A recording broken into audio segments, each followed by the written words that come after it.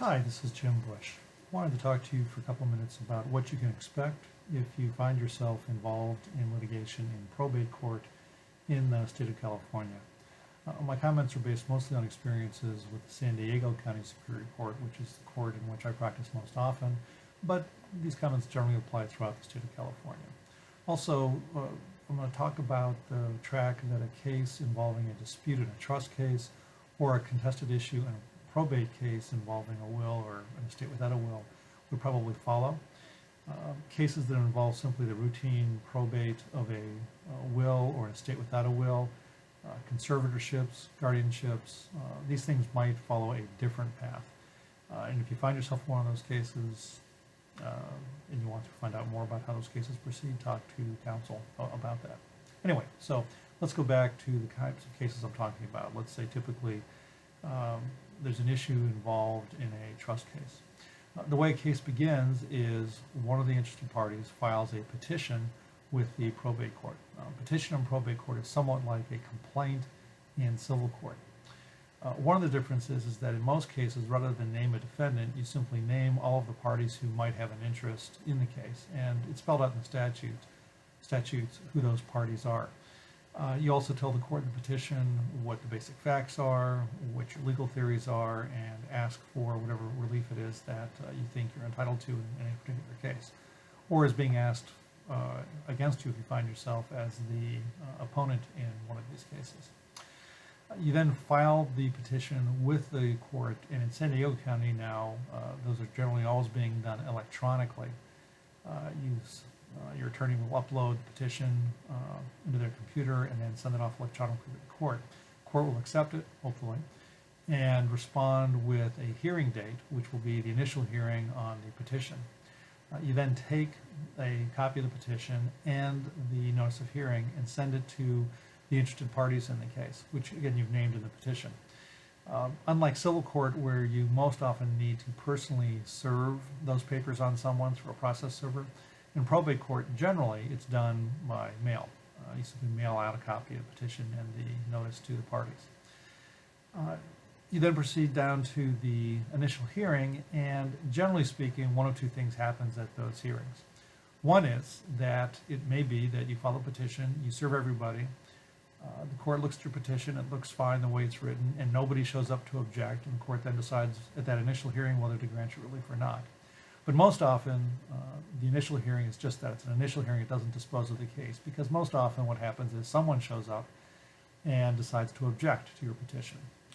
Someone who's in that position can object before the hearing by filing a written objection, or in California, you can show up at the hearing itself, at this initial hearing, inform the court that you want to object, and be given some time within which to file a written objection. The court will normally talk to the parties and come up with what appears to be a reasonable time to get a written objection on file. The court will then inform the parties that if no objection is filed within that time, the court will deem that there is no objection in the case and proceed accordingly. Assuming the objection is filed, at this initial hearing, the court will have set a future hearing date of some kind, and the case then proceeds down the contested track of cases in probate court. That track is normally a series of either case management conferences or status conferences with the court, as the court keeps a firm hand on moving the case forward through the process. In between court hearings, the parties are probably conducting discovery, which can be through interrogatories, which are written questions to the other side that need to be answered in writing, through requests for production of documents, which requires the other side to produce documents to you, through depositions, which is taking oral testimony before a court reporter in advance of trial. There may also be motions that are filed to dispose of issues in the case. In addition, the parties may engage in either informal settlement negotiations or perhaps go through a formal mediation or settlement conference to try and resolve their disputes. But one of the things I've discovered in San Diego County Superior Court is that the judges here are proactive in trying to move cases through the system as expeditiously as possible. And one way they do that is to look at the issues in a case and decide if it makes sense to bifurcate or pull off one or more issues to decide first, in hopes that that will then bring some quicker resolution to the rest of the case. The issue that's bifurcated might be decided after an evidentiary hearing. It might be decided after the court accepts declarations as to what the evidence is, and that's usually done in some sort of combination with briefs that are submitted by both sides, and then usually an oral argument in front of the judge.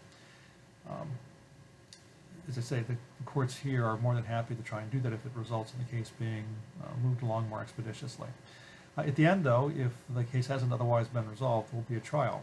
In my experience, the trial is probably going to happen at least a year out from when the petition is filed. Certainly could well be longer depending on the circumstances of a particular case. Generally speaking, trial won't be set until all the discovery is done, the parties have had a chance to file whatever motions they want to file, and the only thing left down to do is to try the case. In probate court, most trials are to a judge alone. There are some exceptions where juries are provided, but usually that's not the case. Usually it's to the judge alone. Judge hears the case, has the trial, issues some written decision, and the parties can accept it, or there's also the possibility of appeals in some cases after that if some party is dissatisfied with the decision. So that's in essence a thumbnail sketch of what you can expect if you find yourself litigating in probate court here in California. Thank you.